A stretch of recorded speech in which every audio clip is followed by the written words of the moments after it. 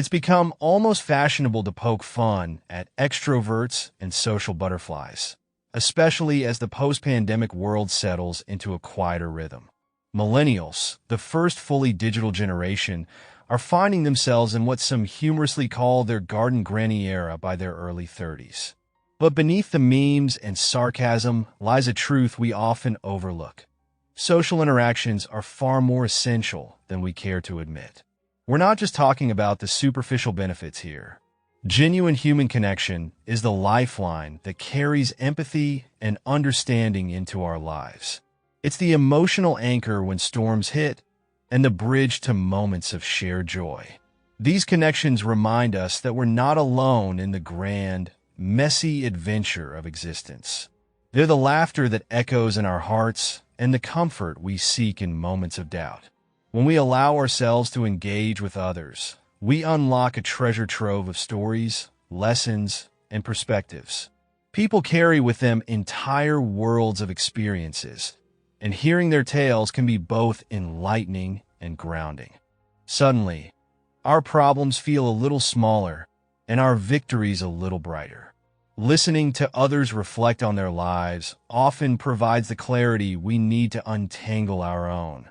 It's a gift, really, one we can't unwrap from behind the walls of our meticulously curated social media feeds or the echo chambers of our own minds. Algorithms, for all their supposed brilliance, don't expand our horizons. They shrink them. The real growth happens out there, in the unpredictable and sometimes messy realm of human connection. But here's the paradox. More and more people are retreating from it. Psychologists have noticed that a lack of social interaction often stems from low self-esteem.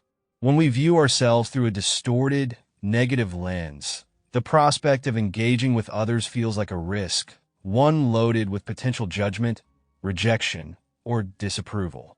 Of course, social interactions aren't always smooth. Meeting someone for the first time can be awkward. Words might tumble out wrong, or the conversation might land flat. But these moments of discomfort are just that, moments. They don't define the whole experience. Extending grace to ourselves and others is key, especially when the first impression isn't perfect. And yet, it's undeniable that for many, socializing can feel like an uphill battle. If you're the type whose energy drains rapidly in social settings, the effort to get dressed, step out, and engage can feel monumental. But here's the catch. Avoiding these interactions doesn't just let you off the hook. It strengthens the very fears that hold you back. Neuroscientifically speaking, each time we choose avoidance, we reinforce the neural pathways of fear and self-doubt, trapping ourselves in a cycle that's increasingly difficult to break. But where does this self-doubt come from? Often, it has roots in unresolved negative experiences, many of which take hold during our formative years. As children, we lack the tools to process complex emotions, and the wounds left unaddressed can fester into adulthood, shaping how we see ourselves and interact with the world. It's no wonder that stepping into a room of seemingly confident people feels like walking into a spotlight that only highlights your insecurities. Here's where it gets interesting. According to psychologist Albert Bandura's social cognitive theory, the very thing that seems daunting, social interaction, is also the key to rebuilding self-esteem. Bandura explains that we learn about ourselves and others through observation and interaction. When we expose ourselves to confident, kind, and successful people, their behaviors become a model for our own. Their energy can subtly influence us, encouraging us to see our potential and take steps toward it. But this isn't about casting a wide net or forcing yourself to be the life of the party. It's about cultivating meaningful relationships with people who bring light and positivity into your life. Quality over quantity is the mantra here.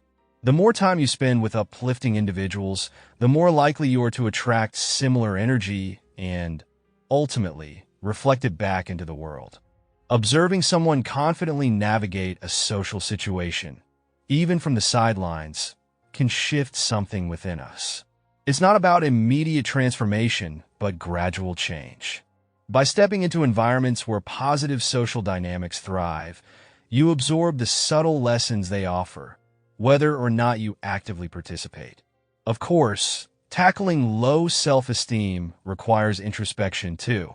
It might mean revisiting painful memories or addressing unresolved emotions.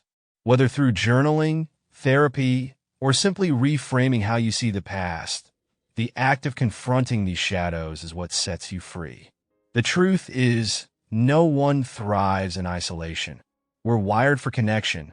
Even if we resist it, life is richer, fuller, and more meaningful when shared with others who understand, inspire, and uplift us. If you've been retreating into solitude, consider this your gentle nudge to step back into the world, not with grand gestures, but with small, intentional steps. The journey to connection starts wherever you are. Seek out the people and spaces that bring you peace, and let their warmth remind you of the beauty that only human relationships can bring. It's never too late to reconnect with the world and rediscover yourself in the process.